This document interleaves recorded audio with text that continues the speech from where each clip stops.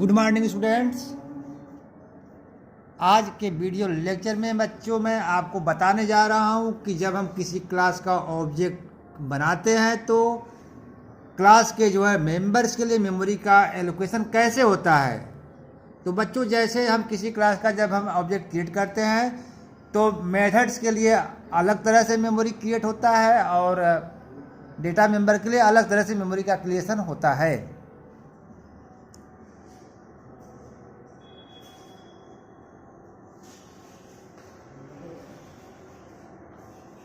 Let us consider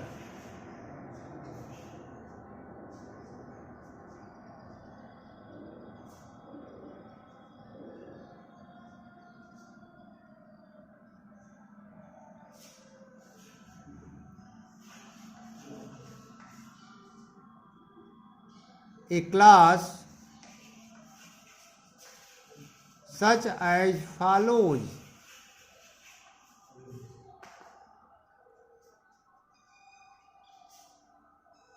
Class a student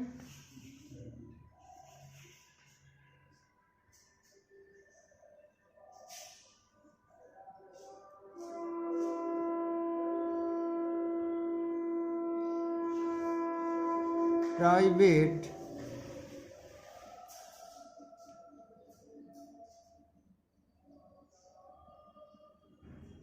member 1 member variable 1 member variable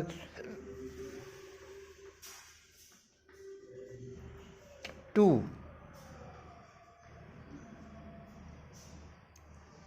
public visibility mode पर method बनाया member function 1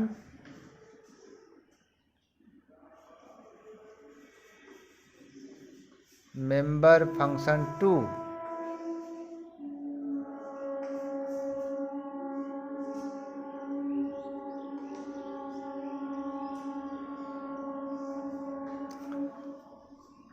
ठीक है बच्चों, ये हमारे क्लास है, इसमें 2 डेटा मेंबर्स है एंड 2 मेथड्स है।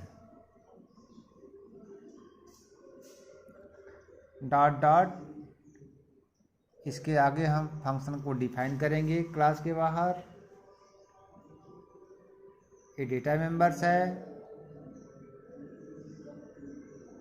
तो बच्चों जब हम किसी क्लास का ऑब्जेक्ट क्रिएट करते हैं तो each object has isolated data members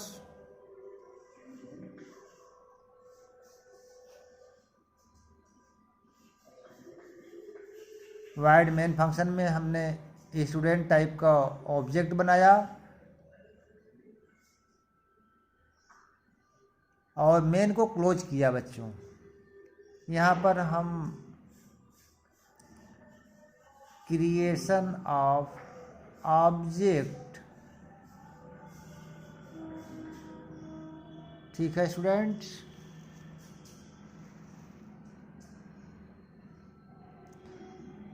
तो देखिए यहाँ पर जैसे ही हम किसी क्लास का ऑब्जेक्ट क्रिएट करते हैं तो मेंबर वेरिएबल के लिए बच्चों यहाँ पर हम मल्टीपल ऑब्जेक्ट ले रहे हैं, object 1, object 2 and object 3।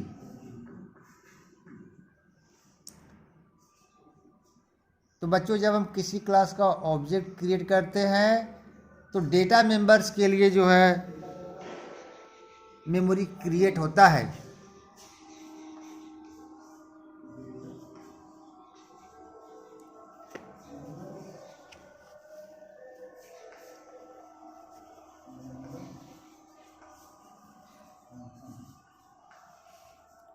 Data members, member functions.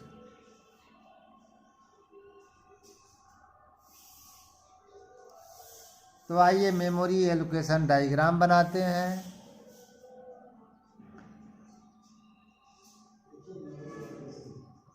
जिसमें बच्चों मेंबर फंक्शन को हम जो है देखिए मेमोरी कब एलोट होगा, जैसे ये दोनों फंक्शन डिफाइन किए जाएंगे। मेमोरी क्रिएटेड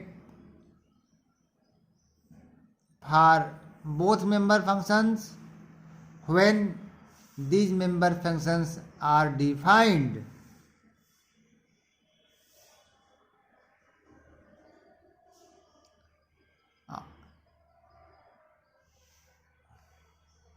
member function 1,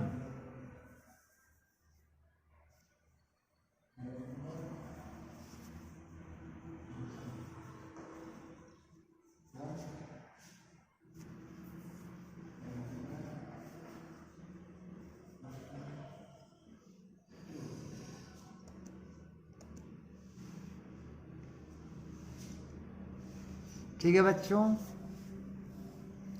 तो हमारा जो बच्चों मेंबर फंक्शन है यह ऑल ऑब्जेक्ट के लिए कॉमन रहेगा।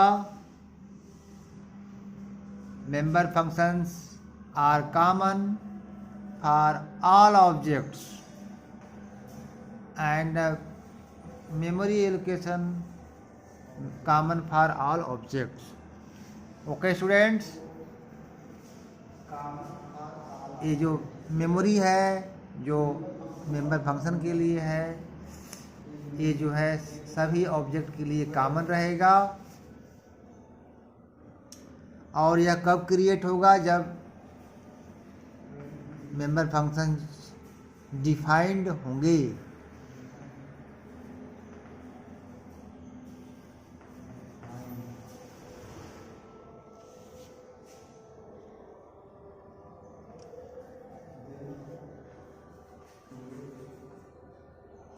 When these functions defined then create memory।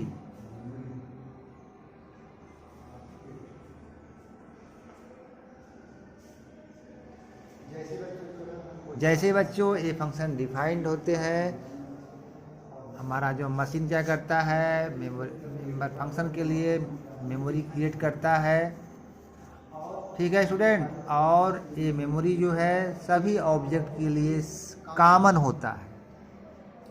Okay, अब आइए बात करते हैं कि डेटा मेंबर्स के लिए मेमोरी का क्रिएशन कब होगा। जैसे ही हमारा जो ऑब्जेक्ट है क्रिएट होता है। ओके स्टूडेंट, तो ईच डेटा मेंबर है it's isolated copy of its data member.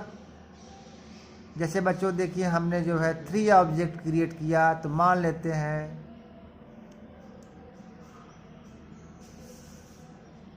Object 1 ये फर्स्ट ब्लॉक है। जैसे हमारा जो है ऑब्जेक्ट 1 क्रिएट होगा, इनके लिए जो है member variable 1 and 2, member variable 1 and 2 के लिए 2 ब्लॉक रिजर्व हो जाएगा और इनका रेफरेंस ऑब्जेक्ट 1 के पास रहेगा। Okay students,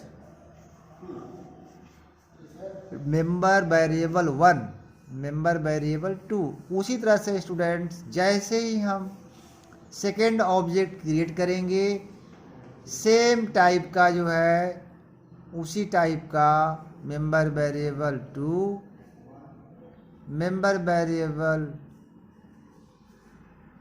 1 and member variable 2 object 2 में इनका रेफरेंस असाइन हो जाएगा। और उसी तरह से ऑब्जेक्ट 3 में member variable 1 and member variable 2 से मेमोरी में क्रिएट हो जाएगा।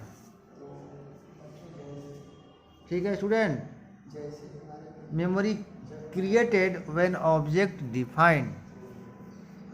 ओके स्टूडेंट्स, तो जैसे ही जो है हमारा जो है ऑब्जेक्ट डिफाइंड होगा, ये जो है ऑब्जेक्ट के लिए मेमोरी क्रिएटेड हो जाएगा।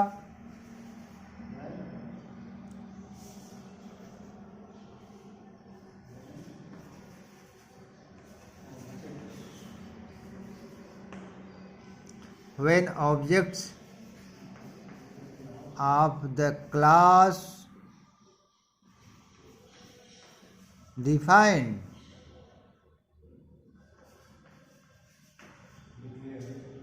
Object of the class declared. Okay students, जैसे हम किसी क्लास का ऑब्जेक्ट बनाते हैं, डेटा मेंबर्स के लिए मेमोरी का क्रिएशन होता है, और जैसे ही हम फंक्शन डिफाइन करते हैं क्लास के मेंबर फंक्शन के लिए मशीन मेमोरी रिजर्व करता है, और मेंबर फंक्शन की जो मेमोरी होती है वो ऑल ऑब्जेक्ट के लिए कॉमन होता है। लेकिन ऑब्जेक्ट के केस में क्या होता है, each object has isolated members या डेटा मेंबर्स। ओके स्टूडेंट्स, तो इस वीडियो लेक्चर में इतना ही। इसको आप देखिए और अच्छा लगता है तो बताइए, प्रॉब्लम होती है तो भी बताइए। Thank you.